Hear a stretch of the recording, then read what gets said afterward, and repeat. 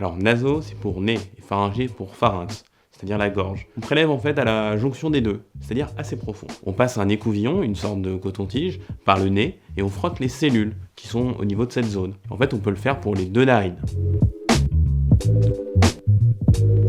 Alors ce n'est pas un prélèvement qui est très douloureux, c'est tout au plus un peu désagréable. Et c'est normal, car on touche des zones qui ne sont pas habituées à être en contact avec autre chose. C'est sensible, ça peut faire tousser, ça peut faire éternuer, ça peut même faire pleurer.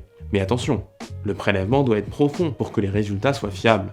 Et un mauvais prélèvement risque de revenir faussement négatif. La PCR est une technique qui permet de détecter directement le matériel génétique d'un organisme, ici le coronavirus, au niveau d'un prélèvement, donc nasopharyngé. Un drive, c'est pour faire les prélèvements nasopharyngés, à la chaîne, le plus souvent dans un parking qui est proche du laboratoire. L'intérêt, c'est que le patient ne rentre pas dans le laboratoire et on le prélève directement dans sa voiture. Ça évite ainsi les contaminations entre les différents patients qui sont testés et ça protège les autres patients qui viennent au laboratoire et qui peuvent être plus vulnérables. Alors attention, le prélèvement doit toujours être bien réalisé et profond pour que les résultats soient fiables. Non, peuvent se faire prélever uniquement les patients qui ont des symptômes, comme de la toux, de la fièvre, une perte de goût ou d'odorat. Et également les personnes qui ont été en contact avec un patient diagnostiqué positif au Covid. C'est réalisé uniquement sur ordonnance. Alors oui, c'est un test très fiable.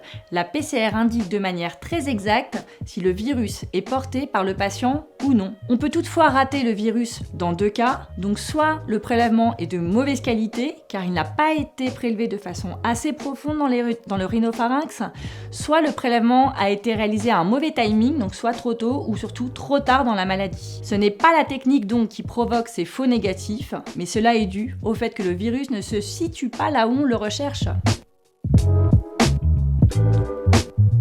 Alors c'est une technique permettant non pas de détecter le virus lui-même directement, mais cette fois-ci c'est la réaction de l'organisme contre le virus qu'on va chercher à mettre en évidence. Quand le corps est attaqué, il produit des anticorps pour se défendre et ce sont ces anticorps qu'on recherche. Alors nous savons que les personnes touchées par le virus développent des anticorps, mais on ne sait pas encore si ces anticorps protègent complètement ou définitivement de la maladie. À ce jour, il y a un risque que les personnes déjà atteintes puissent se recontaminer, notamment si le virus mute, c'est-à-dire qu'il va se transformer, un peu à la manière du virus de la grippe qui change d'une année sur l'autre. Bref, on n'a pas encore suffisamment de recul pour affirmer que quelqu'un est protégé à 100% contre le Covid-19 parce qu'il a des anticorps.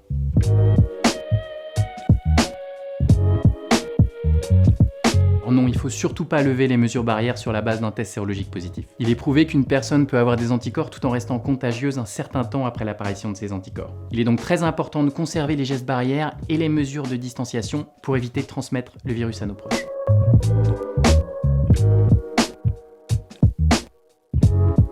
À partir du 11 mai, on va essayer de tester massivement et confiner sélectivement. Pratiquement, dès qu'on identifiera un malade du Covid-19, on testera toutes les personnes qu'il a croisées et on isolera tous ceux qui ont été contaminés et qui sont donc contagieux. On va essayer de tenir ce virus en laisse et cela nécessite beaucoup de tests et une grande réactivité des biologistes et des médecins.